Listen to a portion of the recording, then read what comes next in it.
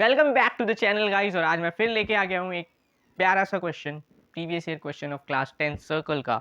बहुत से क्वेश्चन मैंने कराए हैं, प्लेलिस्ट डिस्क्रिप्शन में है, जाके देख सकते हैं।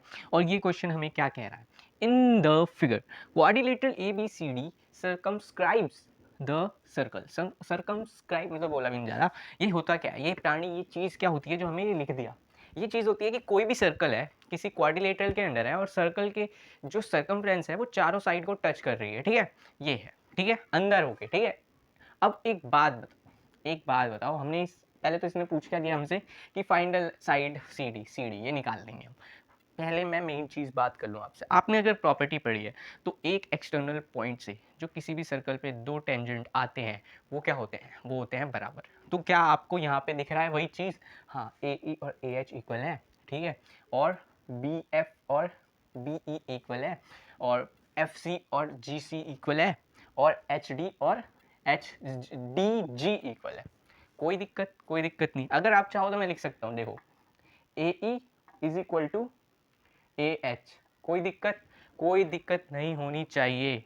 अभी भी कह रहा हूँ, कोई दिक्कत नहीं होनी चाहिए। एक और बार बोल लेता हूँ, मैं बार बार रिपीट करूँगा जब तक आपको समझ नहीं आएगा। तो एक एक्सटर्नल पॉइंट से, तो यहाँ पे ये एक पॉइंट है, जो भी टेंजेंट आता है किसी सर्कल पे, दो दो टेंजेंट जो भी आता है एक एक्सटर्नल पॉइंट से, वो हमेशा इक्वल रहता है। तो उसी हिसाब से AE is equal to AH हो गया। हाँ, हो गया।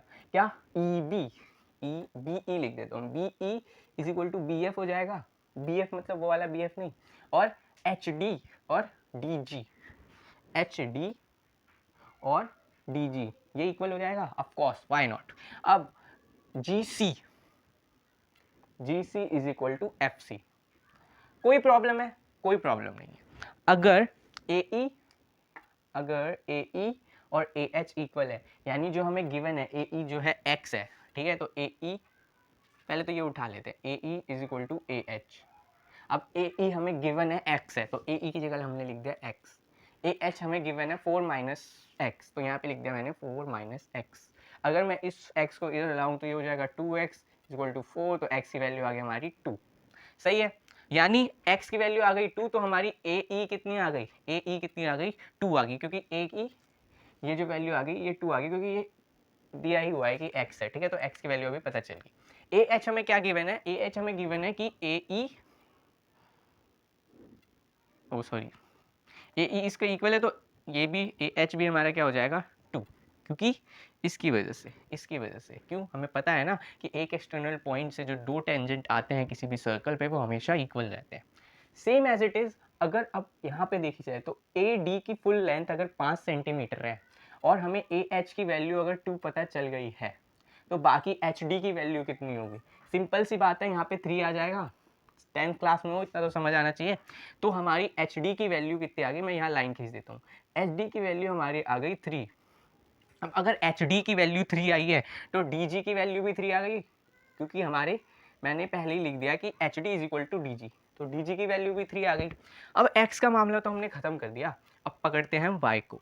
Y में हमें क्या दे रखा है? GC is equal to FC।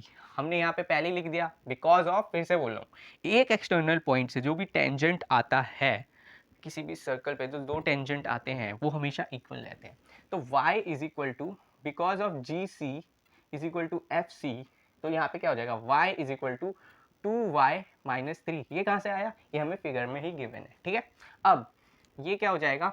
ये 2y या इधर आ जाएगा y माइनस, ओ सॉरी, प्लस 2y, या ओ सॉरी माइनस 2y, और यहाँ पे हो जाएगा माइनस 3, माइनस 1y, यहाँ पे हो जाएगा माइनस 3, तो y की वैल्यू आ गई हमारी 3। कोई दिक्कत? y की वैल्यू अगर हमारी 3 आ गई तो यानी GC भी 3 आ गई, GC 3 आ गई, GC 3 आ गई, और हमारा DG भी 3 था, और हमें निकालने क्या बोला था? CD। तो 3 प्लस 3 कितना हो गया? 6।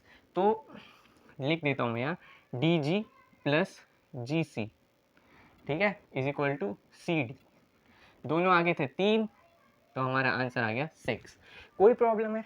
एक ही प्रॉपर्टी लगी है इस पूरे क्वेश्चन में कि एक एक्सटर्नल पॉइंट से जो दो टेंजेंट किसी भी सर्कल पे टच करते हैं वो दोनों टेंजेंट हमेशा इक्वल रहते हैं। ये प्रॉपर्टी बहुत ही इंपॉर्टेंट है, इसके बेसिस पे इतने सारे क्वेश्चन आएंगे ना कि आप सोच भी नहीं सकते। एक दो क्वेश्चन तो एमसीक्यूज में ही पूछ लेते हैं इसके बेसिस पे, ठीक है। तो होपफुली ये क्वेश्चन आपको समझ आया होगा। मैंने उस तरह प्रेजेंट नहीं किया जिस तरह आपको पेपर में करना है, वो आपको खुद करना है, ठीक है। मैं यहाँ पे समझाने के लिए खड़ा हूँ, तो मैंने आपको समझा दिया कैसे करना है। तो होपफुली आपको ये समझ आया होगा। अगर समझ आया तो प्लीज़ ये वीडियो लाइक करना और सब्सक्राइब कर देना मेरे चैनल को, और बेल आइकन दबाना ना भूलना, और मैं ये कंटिन्यू रखूँगा जब तक पेपर है, ठीक है। धन्यवाद।